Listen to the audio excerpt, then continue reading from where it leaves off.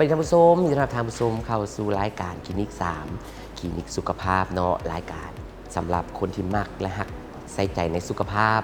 สำหรับมื้อนี้เนาะเฮาจะพาท่านผู้ชมไปฮู้จักกับศูนย์ความงามเนาะสากลเวียดไทยเป็นศูนย์ความงามที่เปิดใหม่ซึ่งให้บริการหลากหลายอีหลีจะเป็นจังได๋นั้นเฮาไปรับชมพร้อมกันเลย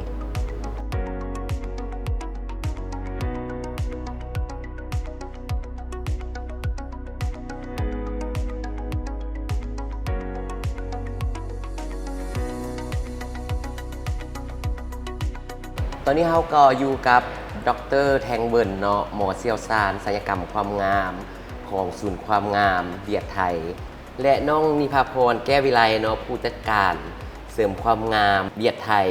เจ้าสบายดีสบายดี ก่อนอื่นก็อยากถามทางดร.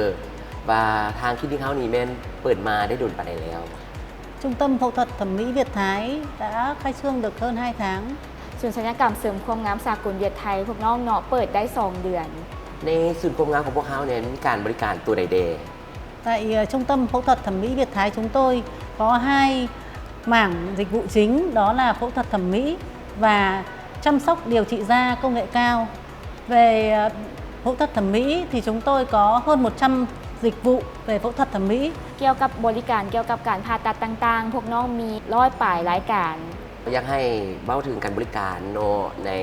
ศูนย์ความงามของเฮานี่มีการบริการตัวใดๆที่ว่าสำคัญหลายหลักTại Trung tâm phẫu thuật thẩm mỹ Việt Thái chúng tôi có 2 mảng dịch vụ chính đó là phẫu thuật thẩm mỹ và chăm sóc điều trị da công nghệ cao ทั้งศูนย์ความงามของพวกน้องเนาะมี2รายการหลักก็คือ1คือการผ่าตัด2แม่นการดูแลผิวด้วยเครื่องมือที่ทันสมัย Về phẫu thuật thẩm mỹ những dịch vụ nổi bật nhất của chúng tôi đó là เกี่ยวกันกับการผ่าตัดต่างๆรายการที่ว่าโดดเด่นของพวกน้องแม่น lưng ngực tạo hình thành bụng hút mỡ toàn bụng เสริมหน้าอกแล้วก็ตกแต่งหน้าท้องแล้วก็ดูดไขมัน cắt mí lưng mũi căng da mặt ตัดหนังตาเสริมดังและดึงหน้า độn cằm เสริมคาง và rất nhiều dịch vụ khác ว่าและหลากหลายบริการอื่น Về bên mảng chăm sóc và điều trị da công nghệ cao thì có những dịch vụ chính như là ๆสำหรับการดูแลผิวหน้าด้วยเครื่องมือที่ทันสมัย điều trị da, điều trị lám bằng laser IX ใช้เลเซอร์ในการกำจัดฝ้าเนาะแม่นเฮาจะใช้เครื่องมือเอียก trẻ hóa da bằng laser Facial CO2 เฮ็ดให้ผิวเฮาอ่อนไหวด้วยเลเซอร์ฟาชโน เจ้า CO2 làm săn chắc cơ mặt chống chảy xệ bằng công nghệ laser bằng công nghệ RF สอง RF ยกกระชับใบหน้าด้วยคลื่นของเครื่อง RF Ngoài ra chúng tôi còn có tiêm tăng sinh นอกจากนี้เฮายังมีการฉีดเมโซ trẻ hóa da เฮ็ดให้ผิวเฮาเด็ก căng bóng da เฮ็ดให้ผิวมันเข่งตึงเงา bằng những cái phương pháp tốt nhất hiện nay như là tiêm bát, tiêm meso ด้วยวิธีการฉีดเมโซหรือว่าฉีดบัฟ BAP เจ้า rất nhiều các dịch vụ khác มีหลากหลายบริการ และส่วนผลิตภัณฑ์ที่ว่าเครื่องมือบ่หรือว่าตัวยาที่ว่าเฮานำเข้ามาในศูนย์ของเรานี่เป็นนำมาจากไสประเทศใด Những cái sản phẩm công nghệ và thuốc men của chúng tôi được nhập ở các nước tiên tiến trên thế giới như Mỹ, Hàn Quốc, Pháp, Canada, Hồng Kông, Thái Lan จะพวกเฮานำมาเข้าหลักๆแม่นบรรดาประเทศที่ว่าเพิ่นพัฒนาแล้วเนาะเช่นว่าอเมริกาฝรั่งฮ่องกงแคนาดาไทยและเกาหลีและ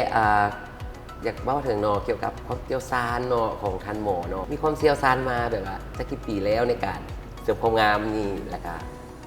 เว้าถึงผลิตภัณฑ์มีคุณภาพหลายส่ำใด Tại Trung tâm phẫu thuật thẩm mỹ Việt Thái chúng tôi có đội ngũ y bác sĩ chuyên nghiệp lành nghề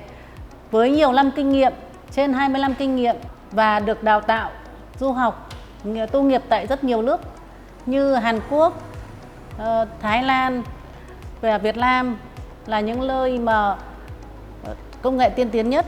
chúng tôi đã áp dụng đến và áp dụng tại Lào. ทีมแพทย์ของพวกน้องเนาะเพิ่นจะมีประสบการณ์25ปีขึ้นไป ส่วนพนักงานพยาบาลต่างๆก็จะได้ถูกฝึกและส่วนหลายเพิ่นจะจบมาจากเกาหลี เวียดนาม ไทย และก็อเมริกา และปัจจุบันทางศูนย์ความงามของพวกเขานี่มีท่านหมอและแพทย์นี่ประมาณเท่าไหร่ Hiện tại trung tâm phẫu thuật thẩm mỹ Việt Thái chúng tôi có hơn 20 y bác sĩ. ประมาณ20ปลายคน หลังจากที่ว่าเขาเปิดศูนย์ความงามเฮามาเนาะในการบริการที่ว่าลูกค้าที่เขามาสมไส้นี่แมนหลายปานใดและนิยมอย่างหลายกว่าหมู่ Sau khi mà trung tâm phẫu thuật thẩm mỹ Việt Thái chúng tôi khai trương thì đã có rất nhiều được sự ủng hộ của rất nhiều quý khách hàng tại Lào và quý Việt kiều ở các nước đang sinh sống tại Lào đến làm đẹp tại trung tâm của chúng tôi.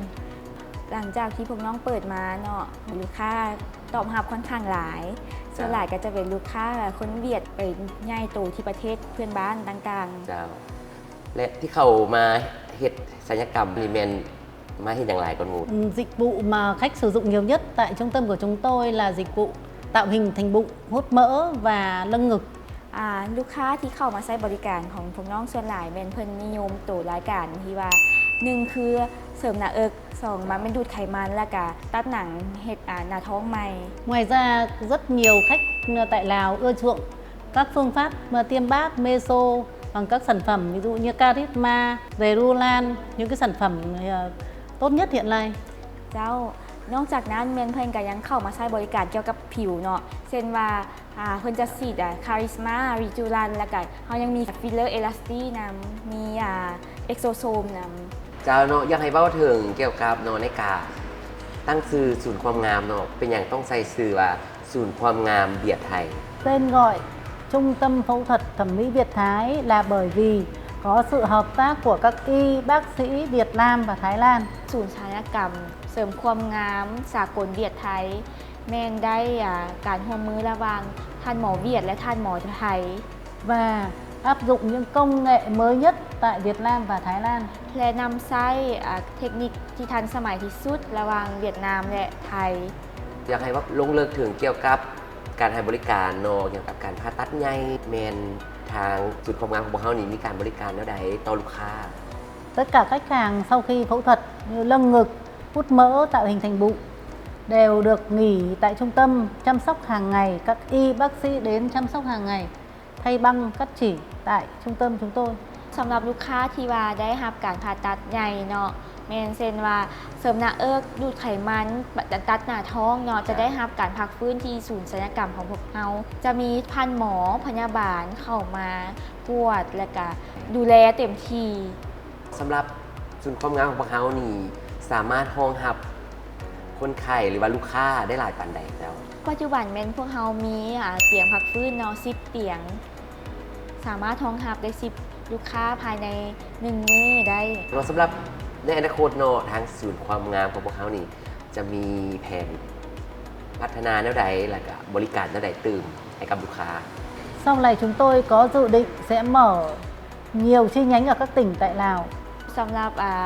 แผนการอนาคตเนาะพวกเราจะเปิดสาขาอยู่ในแขวงต่างๆของประเทศลาวเรา ในการขยายเนาะ เป็นการขยาย เจ้าเนาะอยากให้ทางศูนย์ความงามของเฮาเนาะฝากถึงลูกค้าที่ว่ายังบ่ได้มาเนาะเพื่อความมั่นใจว่าเข้ามาแล้วมีบริการจังได๋แดเพื่อความมั่นใจ Khi khách hàng đến với trung tâm phẫu thuật thẩm mỹ Việt Thái, khách hàng sẽ cảm nhận được một không gian làm việc trang trọng, lịch sự. เจ้าสำหรับลูกค้าที่เข้ามาศูนย์ความงามของพวกเราเนาะจะได้รับรู้ถึงความหรูหราความสุภาพและความสะอาด Đội ngũ y bác sĩ tiếp đón rất nhiệt tình, chu đáo và trân trọng khách hàng. ทีมแพทย์ทีมพวกเราแม่นจะต้อนรับด้วยความยิ้มแย้มแจ่มใส Và điều đặc biệt là trung tâm phẫu thuật thẩm mỹ Việt Thái của chúng tôi có được Bộ Y tế của Lào cấp giấy phép hoạt động. เจ้าศูนย์พวกน้องเนาะได้รับ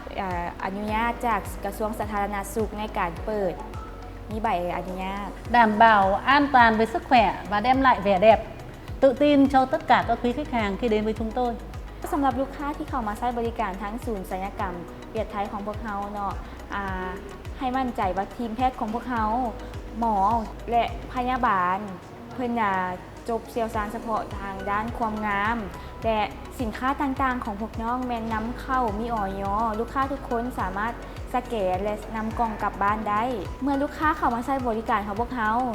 ลูกค้าจะได้รับความงามและความปลอดภัย เจ้าเนาะในระยะนี้เนาะเป็นระยะของการเปิดศูนย์ความงามใหม่ของพวกเฮาทางห้านเฮานี่มีโปรโมชั่นของแจกของแถมยังไงกับลูกค้า เจ้าเนื่องจากเขาเปิดใหม่เขามีโปรโมชั่นเดือน6ลด 30% ทุกๆรายการสำหรับลูกค้าที่เข้ามาใช้บริการนำเฮาเนาะ และสำหรับลูกค้าที่ว่าสนใจอยากมาทางศูนย์ความงามของพวกเฮานี่ต้องติดต่อช่องทางใดมาแบบใด สำหรับลูกค้าสนใจเข้ามาศูนย์ศัลยกรรมของพวกเขาแมนศูนย์ศัลยกรรมของพวกเขาตั้งอยู่บ้านพลเคงเมืองไซเศรษฐาสำหรับช่องทางการติดต่อเนาะติดต่อเบอร์ 99889179 Facebook และ TikTok แมนพิมพ์คำว่าเวียดไทยศูนย์ศัลยกรรมเจ้า ทางรายการเขาจะขึ้นช่องทางติดต่อไว้ที่หน้าจอเจ้าเนาะนั่นก็เป็นการบริการเนาะของศูนย์ความงามเดียดไทยเนาะเอาเป็นว่าก็ต้องขอบใจทางดรเบิร์นเนาะน้องนิลพรเนาะเจ้าขอบใจหลาย ขอบใจ สวัสดี ๆเจ้าเนาะเมื่อวันนี้ทางทีมงานรายการและแขกรับเชิญต้องขอลาท่านผู้ชมไปก่อนพบกันใหม่ในอาทิตย์หน้าสบายดี